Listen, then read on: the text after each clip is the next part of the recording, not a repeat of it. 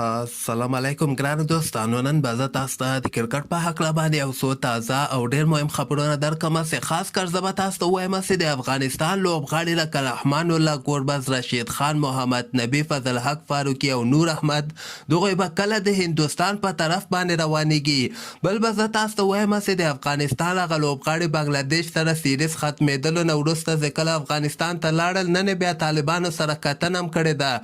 او بل به زه تاسو ته د افغانستان نجیب زدران مینوالو ته یو ډېر د خوشحالۍ خبره هم ورکړم او د اسټرالیا ټیم چې کوم د هندوستان نه یوه غوښتنه هم کړې ده.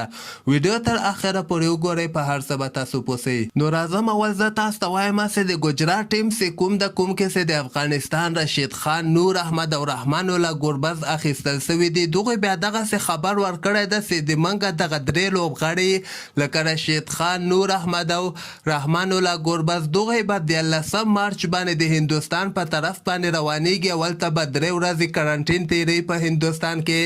هغې نه وروسته به د ګجرات ټیم سره یعنې یوځای کېږي. د ګجرات ټیم دغه کیمپ چې کوم د تمریناتي کیمپ پریکټس کیمپ چې کوم دغه به 18 مارچ نه که خیر شروع کېږي. نو دلته خو خبره واضحه سوله چې دغه 3 افغان لوبغاړي یعنې رشید خان، ګوربز او نور احمد دغوی به 13 تاریخ باندې د هندوستان په طرف باندې روانیږي. او پاتې سوه خبره د فضل حق فاروقي او محمد نبي دغوی به هم که خیر دغه راتلونکې هفته کې د هندوستان په طرف باندې روان سي. اولته به خپل ټیمونو سره یوځای سي. یو بل خبر به هم زه تاسو ته آی پی ایل نه درکړم چې د هغه کولکاتا نایټ رایډر اوپنر بیټسمین هیلکس هیلز چې کومو هغه معذرت کړی ده چې زم آی پی ایل کې دغه کال ته لوبه نسم کولی. د کولکاتا نایټ رایډر ټیم چې کوم د بیا د اسټرالیا د شل ورځو لوبو کپټان ایرون فینچ چې کوم دغه د هیلکس هیل په ځای باندې اخیستلی ده. او دغه نه علاوه به زه تاسو ته د افغانستان نجیب زدران مینوالو ته یو ډېر د خوشحالۍ خبر ورکړم چې بنګلادیش کې یو لیګ د ډاکا پریمیر لیګ ورته وایي. دغه 50 ورځې لوبې دي هر کال ته ترسره کېږي. په دغه کې دغه ټیمونو ته اجازه هم ورکوي چې تاسو کولی شئ 2 یا 3 خارجي لوبغاړي هم خپل ټیم کې واخلئ، هغوی ته پیسې ورکوي. دغه 2 میاشتې دوام کوي. تقریبا د همدغه میاشتې د 20 مارچ باندې به که خیر ډاکا پریمیر لیګ شروع کېږي. اصل کې دغه د بنګلادیش داخلي ټورنمنټ ده خو دغه انټرنیشنل لوبغاړو ته پیسې هم ورکول کېږي. په دغه کې هم زیاتره انټرنیشنل لوبغاړي هر کال ته لوبېږي. کله ورکې یو ټیم کې 2 لوبېږي، کله ورکې 3 لوبغاړي لوبېږي.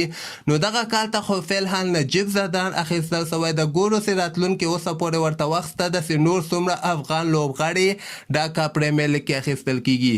او دغې نه علاوه به زه تاسو ته ووایم چې طالبانو نن د افغانستان دغه ملي ټیم بعضې لوبغاړو سره کتنه هم کړې ده. دغه کتنه په دغه وجه باندې کړې ده چې دوی ته یې ډاډ ورکړی ده او ولته دا خبره هم کړې ده چې تاسو د سولې سفیران یاستئ او موږ د تاسو امنیت ته موږ یعنې حاضره یو، تاسو ته به هېڅ کوم قسمه خطر نه پېښ کېږي په افغانستان کې. او ښه ډاډه باندې تاسو افغانستان کې کرکټ کولی شئ، په هر ولایت کې تاسو لوبې کولی شئ. نو هسې ډاډ ورکولو لپاره طالبانو چې کوم د افغانستان ملي ټیم لوبغاړو سره کتنه کړې وله.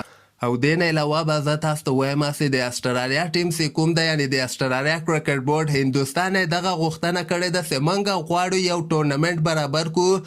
په دغه کې موږ غواړو چې د اسټرالیا، پاکستان او هندوستان ټیم یعنې لوبه ترسره کړي. په دغه کې 100 ورځه او 50 ورځې لوبې موږ یعنې ټرایانګولر سیریز ترسره کول غواړو چې دغوی د ګټې لپاره هندوستان او پاکستان نه دغه غوښتنه کړې. خیر پاکستان خو ورسره مني، هندوستان چې کوم ده هغوی بیا د دغه په هکله کوم قسمه فیصله نه ده کړې. دوی وایي اسټرالیا وایي چې موږ غواړو یو سیریز برابر کړو او دغه به په اسټرالیا کې ترسره کېږي. او هندوستان او پاکستان او اسټرالیا دغه 3 ټیمونه به خپل مابین کې لوبه ترسره کوي. خو فلحال هندوستان کوم قسمه جواب اسټرالیا ته نه ده ورکړی. نو همدغسې تازه خبرو لپاره تاسو دغه چینل هم در سره سبسکرایب کولی شئ.